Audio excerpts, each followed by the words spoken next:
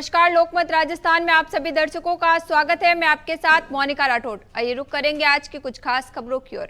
यूक्रेनी राष्ट्रपति Volodymyr Zelensky आज रूस के साथ सीजफायर पर बातचीत के लिए तुर्की पहुंचेंगे। राजधानी इस्तांबुल में होने वाली इस बातचीत पर जेलेंस्की ने बुधवार को कहा कि उनका देश रूस के साथ सीजफायर के किसी भी फॉर्मेट पर चर्चा के लिए तैयार है। जेलेंस्की ने वीडियो जारी कर कहा कि यूक्रेन का अगला कदम इस बात पर निर्भर करेगा कि रूस बातचीत के लिए किसे भेजता है।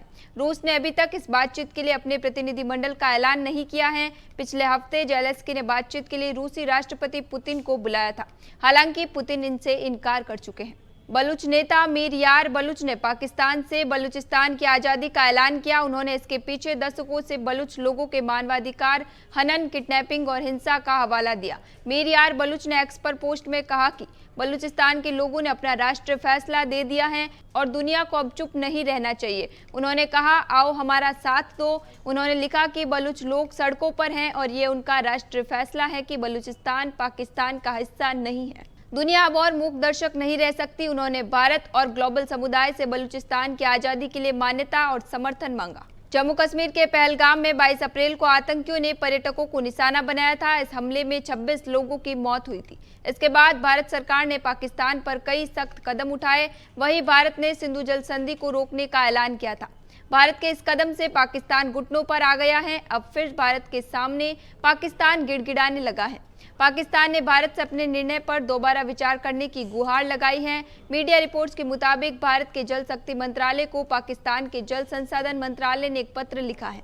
पत्र में पाकिस्तान ने अपील की है कि भारत के इस कदम से पाकिस्तान में गंभीर जल संकट पैदा हो सकता है, इसलिए इस निर्णय पर पुनर्विचार करें। पत्र में कहा गया है कि पाकिस्तान इस मसले पर बात करने के लिए तैयार है।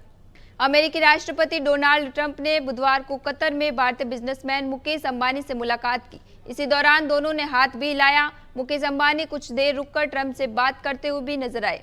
इससे पहले कल रात अमेरिकी राष्ट्रपति डोनाल्ड ट्रंप और कतर के अमीर शेख तामिम बिन हमद अल थानी के बीच बुधवार को दोहा में $1.2 ट्रिलियन की अलग अलग डील हुई। व्हाइट हाउस के मुताबिक इसमें दोनों देशों के बीच $243 अरब की फाइनेंशियल डील भी शामिल है।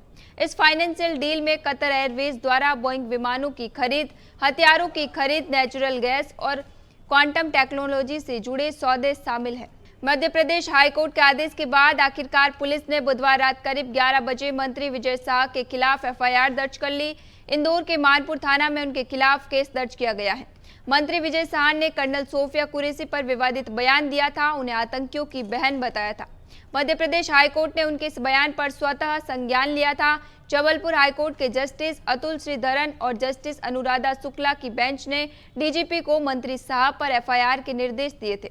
हाईकोर्ट के आदेश के बाद विजय शाह के खिलाफ धारा 152, 196 और 197 के तहत अपराध दर्ज किया गया है। कांग्रेस कार्य समिति की दिल्ली में बैठक हुई। इसमें ऑपरेशन सिंदूर पर पार्टी के कुछ नेताओं, जिनमें शशि थरूर भी शामिल हैं, उनके दिए बयानों पर चर्चा की गई। साथ ही केंद्र सरकार पर ऑपरेशन सिंदूर के राजनीतिकरण का आरोप लगाया। जानकारी के मुताबिक बैठक में कहा गया कि ये निजी विचार व्यक्त करने का समय नहीं है, बल्कि पार्टी के आधिकारिक रुख को स्पष्ट करने का समय है। हम एक लोकतांत्रिक पार्टी हैं और लोग अपनी राय व्यक्त करते रहते हैं, लेकिन इस बार थरूर ने लक्ष्मण रेखा पार कर ली है। दरअसल शशि थरूर ने 8 मई को केंद्र सरकार की तारीफ करते हुए कहा था कि ऑपरेशन सिंदूर पाकिस्तान और दुनिया के लिए मजबूत संदेश है। भारत ने 26 बेकसूर नागरिकों की मौत का बदला लेने के लिए सटीक कार्रवाई की है। जम्मू कश्मीर के अवंतीपोरा के त्राल में सुरक्षा बलों ने गुरुवार सुबह 3 आतंकियों को ढेर कर दिया। सेना के मुताबिक इसमें एक टॉप कमांडर आसिफ शेख भी शामिल है।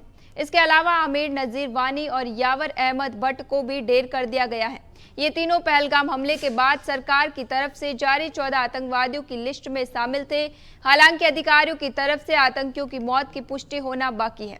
जम्मू कश्मीर में पिछले 3 दिनों में ये दूसरा एनकाउंटर है। इससे पहले शोपियां जिले के कैलर में 13 मई को सुरक्षा बलों के साथ एनकाउंटर में लश्कर-ए-तैयबा के 3 आतंकवादी मारे गए थे।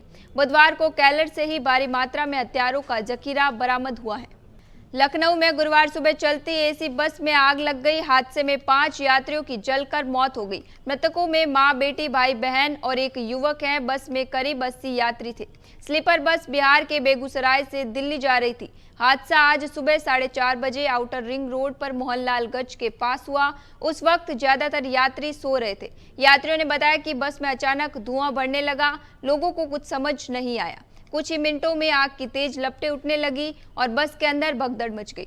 ड्राइवर और कंडक्टर बस छोड़कर भाग गए। ड्राइवर की सीट के पास एक एक्स्ट्रा सीट लगी थी। ऐसे में यात्रियों को नीचे उतरने में दिक्कत हुई। कई यात्री फंसकर गिर गए। आसपास के लोगों ने पुलिस और फायर ब्रिगेड को सूचना दी। जब तक दमकल की गाड़ियां पहुंची तब तक पूरी बस जल चुकी थी। दमकल ने करीब 30 मिनट में आग बुझाई। टीम अंदर पहुंची तो जले हुए 5 शव मिले। फिलहाल के लिए इतना ही। फिर लौटेंगे एक नए सच के साथ। तब तक के लिए दीजिए इजाजत। नमस्कार।